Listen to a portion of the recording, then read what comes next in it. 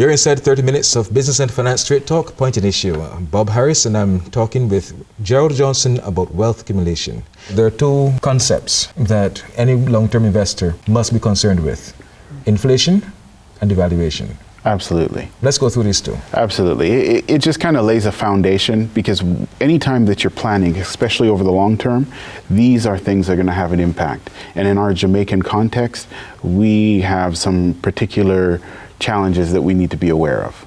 And so how you plan for it.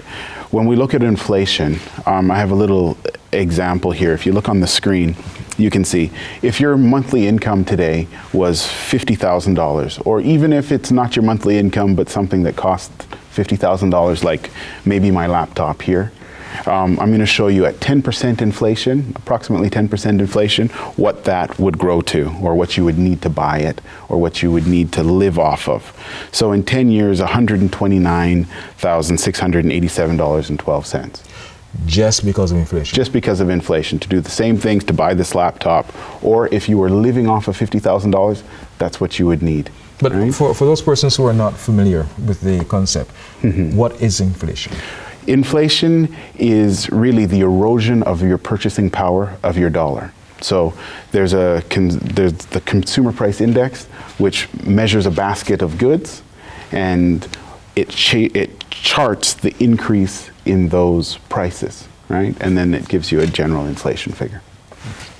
So when we jump up to 20 years from now, you would need approximately $375 to buy the laptop, or to live on the same lifestyle that you live today at $50,000. So I remember that's per month.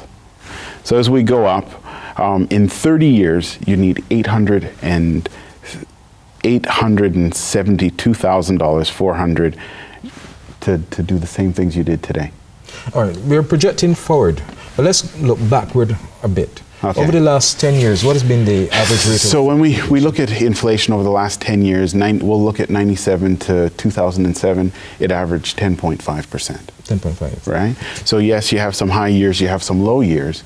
2008, again, was a nice high year, around 19%, somewhere around that. And so, yes. Which is much higher than the 10%, right, which is higher than the average. But even when you factor that in, it would only increase it to just over 11%. The goal is to try and get inflation down. And so at times we'll be able to do that, but we have some external shocks that makes that very difficult. And of course, some people might be saying, well, 10%, is that high? Yes, well, it is high. When you look at some of the developed countries, their inflation is anywhere from, well, 2%, averaging 3%, somewhere around there. But the thing that we have to note is what it means to have high interest rates and high inflation rates. There's something called the rule of 72. It tells you how long it takes for your money to double. So if you take the interest rate that you're getting and divide it by 72, it will, or divide 72 by the interest rate, it will give it to you. Okay, so you divide 72 by the interest rate. Yeah. Okay. So in the case at 10%, right, it takes on average just over 7 years, 7.2 years for it to double. Right? So what you need in the case of inflation, in 7 years, the amount's going to double. So the same thing applies. If you were getting 10% on your investment, it would take 7.2 years for your investment to double. And by the same token, if you have a loan. If you have a loan,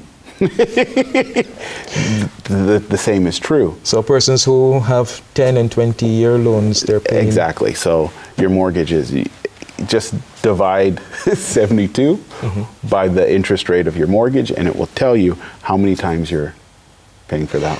What is the valuation? We benchmark our dollar against the US dollar. So it says today, $1, to get $1 US, you need $80 Jamaican plus. And so when we devalue, that means you're going to have to take more Jamaican dollars to be able to buy a US dollar. And you can see the implications of that in our society. I mean, it has gas, because a lot of the things, we have such a consumer import mentality. We have to buy US dollars to be able to bring in these goods into Jamaica. So really, the more the currency devalues, the more cost to the end consumer and to businesses and all of that to be able to bring in these goods to survive. Again, over the last 10 years, what has been the average? So on average, 97 to 2007, it has averaged 6.5% devaluing every year. However, 2008 was, again, a stellar year for the devaluation, if you want to put it in a positive light, and it was around 17%. 17%. Yes. Now, we're in January of 2009. What has it been so far for this month, for this year? For this month, we are over 4%. In 1 month, 4%? In excess of. In excess of. We'll take a break. We need to. You're watching Point and Issue. We'll be right back.